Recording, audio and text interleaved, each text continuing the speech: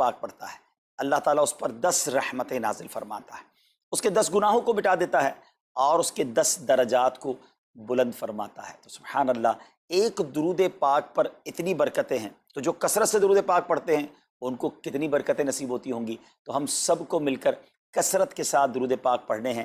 آئیے مل کر محبت کے ساتھ بآواز بلند درود پاک پڑھ لیں۔ صلو علی الحبیب صلی اللہ تعالی علی محمد صلی اللہ علیہ وسلم۔ میٹھے میٹھے اسلامی بھائیو، آج جو ہمارا بیان کا موضوع ہے کہ رمضان کا استقبال کیسے کیا جائے، رمضان کی پریپریشن کیسے کی جائے۔ دیکھیں، ہمارے گھر پہ جب کوئی مہمان آتا ہے ہم اس کی تیاری کرتے ہیں، اس کے لیے ہم ایک اچھی یوں سمجھیے کہ پریپریشن کرتے ہیں، اور جیسا مہمان ویسی تیاری۔ جس کے لیے دل میں زیادہ محبت ہوتی ہے اس کے لیے ہم زیادہ تیاری کرتے ہیں۔ تو اب ذرا آپ سوچئے کہ ایسا مہمان جو ہماری مغفرت کروانے آ رہا ہے، ایسا مہمان جو ہمیں بخشوانے آ رہا ہے، تو پھر ہمیں اس کے لیے کتنی کوشش کرنی چاہیے۔ تو آج یہاں پر جو ہم حاضر ہوئے ہیں، اللہ کرے کہ ہم رمضان کا صحیح معنوں میں استقبال کرنے میں کامیاب ہو جائیں۔ رمضان اللہ کا احسان ہے۔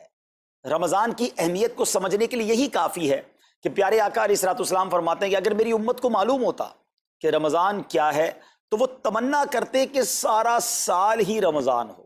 سبحان اللہ، مولا علی شیر خدا کرم اللہ تعالی وجہ الکریم کا یہ قول کتنا نرالا ہے۔ آپ فرماتے ہیں اگر اللہ تبارک و تعالیٰ کو اس امت کو عذاب دینا ہوتا تو اس امت کو رمضان اور سورہ اخلاص عطا نہ فرماتا۔ اس کا مطلب کیا ہوا کہ یہ بخشوانے، عذاب سے بچانے کے لیے آ رہا ہے، رحمتیں برسانے کے لیے آ رہا ہے۔ کاروباری لوگ بھی مجھے سن رہے ہوں گے، جس علاقے میں جس اسٹور پر کوئی ڈسکاؤنٹ ہوتا ہے، کوئی اسکیم ہوتی ہے، فائدہ ہوتا ہے، ہم ادھر پہنچ جاتے ہیں۔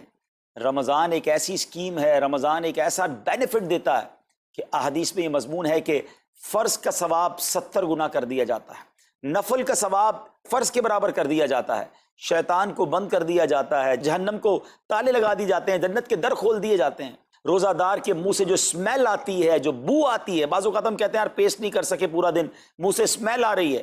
سنیے، یہ اسمیل جو ہے یہ اللہ کے نزدیک مشک کی خوشبو سے بھی زیادہ بہتر ہے۔ اللہ اللہ، ذرا آپ غور تو کیجئے، ہر سجدے پر 1500 نیکیاں دی جاتی ہیں، ہر سجدے پر سرخ یاقوت کا جنت میں ایک محل بنا دیا جاتا ہے۔ اتنی نیکیاں، پھر وہ کتنا بدنصیب ہے جو رمضان میں بھی عبادت نہ کرے، رمضان میں بھی اللہ کو راضی کرنے میں کامیاب نہ ہو۔ روزانہ افطار کے وقت 10 لاکھ گناہگار بخش دیے جائیں، اور جناب ہر جمعے کو جب رمضان میں جمعہ آئے تو ہر لمحے 10 لاکھ گناہگار بخشے جائیں، تو کروڑوں اربوں لوگوں کی بخشش گویا رمضان میں ہونی ہے۔ تو پھر ہمیں اس کی کیسی تیاری کرنی چاہیے، کتنا ثواب کمانے کے بارے میں سوچنا چاہیے۔ لیکن یہاں ایک اور بڑی امپورٹنٹ بات ہے، ایک تو رمضان میں نیکیاں کرنی ہے، دوسرا بڑا کام یہ کرنا ہے کہ ہمیں رمضان میں گناہوں سے بچنا ہے، کیونکہ عادتیں تو ساتھ ہی لگی ہوئی ہیں نا۔ شیطان بند ہے لیکن ہماری اپنی عادتیں، جس کی روز حرام دیکھنے کی عادت ہے، حرام سننے کی عادت ہے، حرام بولنے کی عادت ہے، ایسا تو نہیں ہوگا نا چاند آتے ہی سارے سوئچ آف ہو جائیں گے، وہ عادتیں ساتھ ہی چل رہی ہوتی ہیں۔ غور کیجئے کہ رمضان میں جو گناہ کرتا ہے نا، اس کا عذاب بھی بڑھ جاتا ہے، اس کی پنشمنٹ بھی بڑھ جاتی ہے۔ یہ ایسے ہی ہے کہ کوئی مسجد کے اندر آ کے گناہ کرے تو آپ کہیں گے نا یار خدا کا خوف کرو، مسجد میں ایسا کام کر رہے ہو۔ کوئی مکہ شریف حرم میں اندر جا کر گناہ کرے تو کتنا شدید ہو جائے گا وہ۔ تو رمضان جب اتنا مقدس مہینہ ہے، اس میں گناہ کرنا، اس کی پنشمنٹ بھی زیادہ ہے۔ ایک بار مولا علی شیر خدا کرم اللہ تعالی وجہ الکریم نے ایک قبر والے کا حال دیکھا، اور دیکھا اس قبر والے پر عذاب ہو رہا ہے، اور وہ چلانے لگا، عرض کرنے لگا اے علی میری مدد فرمائیے، اللہ کی بارگاہ میں سفارش کیجئے۔ مولا علی شیر خدا نے ہاتھ اٹھائے کہ اے مولا اسے بخش دے۔ ارشاد ہوا اے علی اس کی سفارش نہ کریں۔ عرض کی مولا وجہ کیا ہے؟ ارشاد فرمائے رمضان کے روزے تو رکھتا تھا مگر رات گناہوں سے باز نہیں آتا تھا۔ روزے رکھ کر گناہ کرنے والے کو اتنا عذاب، تو جو روزے ہی نہ رکھے، ایسے بھی لوگ ہیں جو رمضان میں روزے نہیں رکھتے۔ پلیز اس کو ایزی نہ لیں۔ ہمیں نہیں معلوم، پتہ نہیں اگلا رمضان پھر نصیب ہوگا کہ نہیں۔ پچھلے رمضان میں کتنے لوگ تھے جو ہمارے ساتھ تھے، اس رمضان میں نہیں۔ اور اللہ پہلے تو ہم یہ دعا کرتے ہیں اللہ ہمیں یہ رمضان بھی عطا کر دے۔ زندگی کا کیا بھروسہ، دنیا کی جو کیفیت ہے آپ کے سامنے ہے، کبھی بھی جا سکتے ہیں۔ تو پھر اس رمضان کو تو سمجھ لیں بس ایک موقع بنا دیں، لائف چینجنگ ایکسپیرینس بنا دیں کہ بس اس میں عبادت کرنی ہے، اس میں خوب سجدے کرنے ہیں، اس میں روزے رکھنے ہیں، اس میں تراویح پڑھنی ہے، اس میں گناہ نہیں کرنے ہیں۔ اور آئیے میں آپ کو بتاتا ہوں کہ نبی پاک صلی اللہ تعالیٰ علیہ وسلم رمضان کیسے گزارتے تھے۔ ایک مسلمان کے لیے اس سے بہترین رول ماڈل کیا ہوگا کہ رمضان میرے آقا کیسے گزارتے۔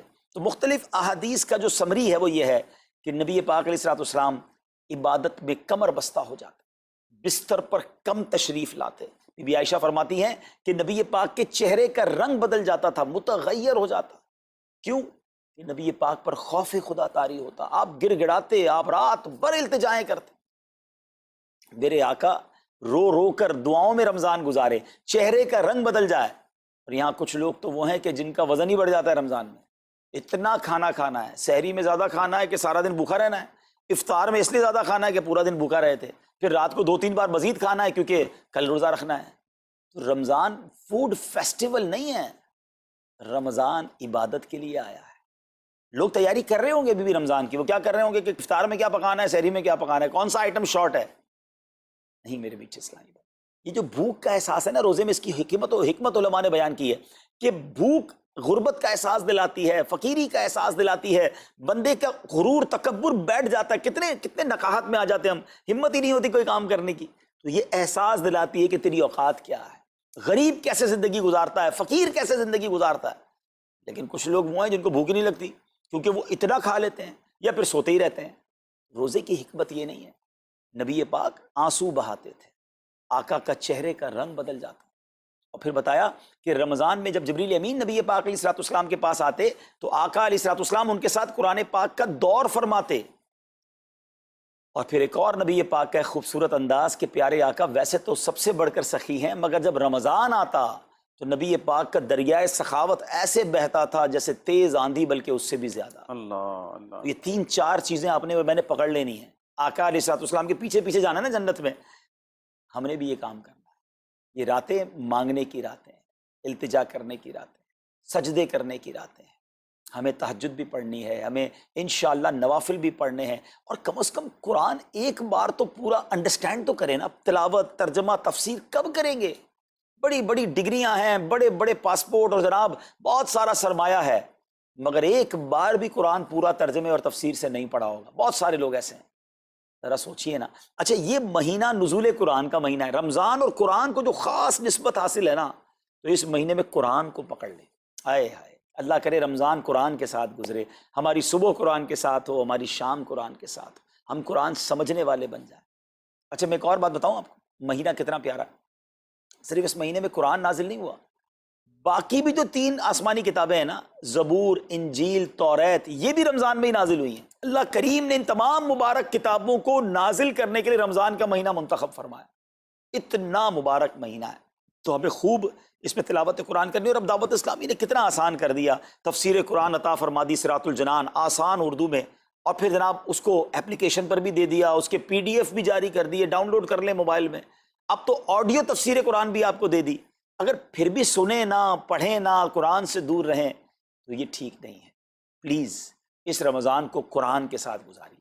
اور پھر جو نبی پاک کا یہ جو سخاوت والا انداز ہے نا، صدقہ و خیرات کرنا، ہر سائل کو عطا فرماتے، تو یہ بھی ہمارا ایٹیٹیوڈ ہونا چاہیے کہ خوب دل کھول کر خرچ کریں. سب سے پہلے اپنی پوری زکوٰۃ ادا کریں. یہ اتنی بڑی اب بدقسمتی ہوتی جا رہی ہے.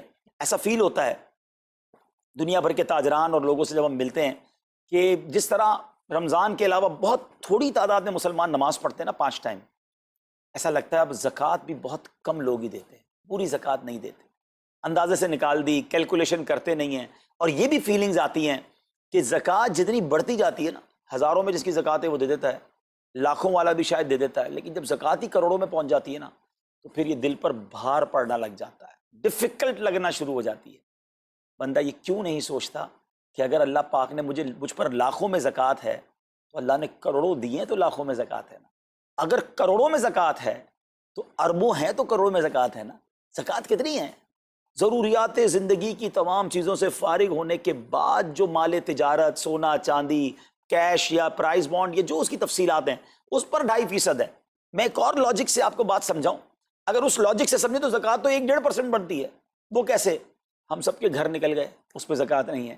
ہماری گاڑیاں نکل گئیں، اس پہ زکوٰۃ نہیں ہے. جن کی فیکٹریاں ہیں وہ فیکٹریاں بھی مائنس کر دی گئیں. جن کی دکانیں ہیں وہ دکانیں بھی مائنس ہو گئیں. اچھا جناب اس کے علاوہ اگر کرائے پہ کچھ پراپرٹی دی ہوئی ہے اس پر زکوٰۃ نہیں ہے. اگر ان سب پر زکوٰۃ ہوتی، یعنی جو کچھ میرے پاس ہے ان سب پر ہوتی تو کتنی زیادہ ہو جاتی.